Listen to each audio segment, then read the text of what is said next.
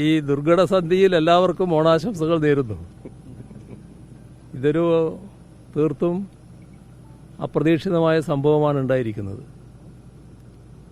2023 ഈ സ്ഥലത്ത് വലിയ തോതിലൊരു മണ്ണിടിച്ചിലുണ്ടാവുന്നത്. അതുമായി ബന്ധപ്പെട്ട് നാഷണൽ ഹൈവേ നല്ല പഠനം നടത്തിയെന്ന് തന്നെയാണ് അവർ അവകാശപ്പെടുന്നത്.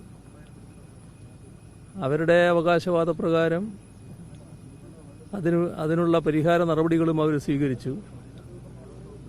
പക്ഷേ ഇപ്പോൾ 3 വർഷമാകുമ്പോഴേക്കും പൂർണ്ണമായിട്ട് മണ്ണങ്ങ് അമർന്നു പോയിരിക്കുകയാണ്. നേരത്തെ ഉള്ളതുപോലെ ഇടിഞ്ഞ് ആകെ ഒഴുകിപ്പോകുന്ന അവസ്ഥയല്ല. മണ്ണ് നല്ല നിലക്ക് അടിയിലോട്ട് അമർന്നിരിക്കുകയാണ്. അതിൻ്റെ വിള്ളലും കാണാനുണ്ട്. അപ്പോൾ അതീവ ഗൗരവമായി നാഷണൽ ഹൈവേ എടുക്കേണ്ടതായിട്ടുണ്ട്. കേരളത്തിൻ്റെ ഭൂപ്രകൃതി കൃത്യമായി മനസ്സിലാക്കാനും അതനുസരിച്ച് നടപടികൾ സ്വീകരിക്കാനും നാഷണൽ ഹൈവേയുടെ ഡിസൈൻ വിഭാഗത്തിന് കഴിയുന്നില്ല എന്ന പരാതി നേരത്തെ തന്നെ ഉണ്ടായിരുന്നു. അത് ഇവിടെയുള്ള കേരളത്തിലുള്ള നാട്ടുകാർക്ക് മാത്രമല്ല, പിന്നീട് നാഷണൽ ഹൈവേയുടെ ഉന്നത തലങ്ങളിൽ തന്നെ ബോധ്യമായ കാര്യമാണ്. നാഷണൽ ഹൈവേയുടെ ഉത്തരവാദിത്വം ചുമതല വഹിച്ച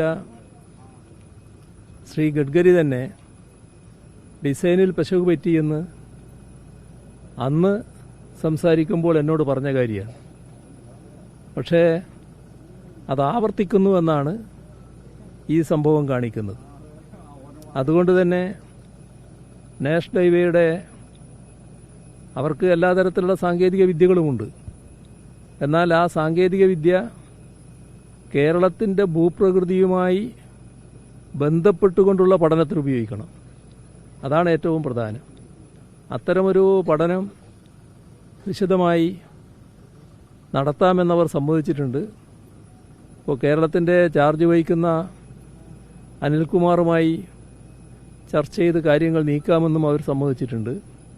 പെട്ടെന്ന് തന്നെ ആ നടപടികൾ നീക്കണം എന്നാണ് ഈ ഘട്ടത്തിൽ ഓർമ്മിപ്പിക്കാനുള്ളത്.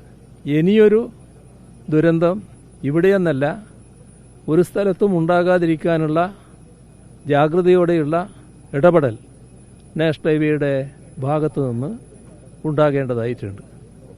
എല്ലാവർക്കും ഒരിക്കൽ കൂടി ഓണാശംസകൾ നേരുന്നു.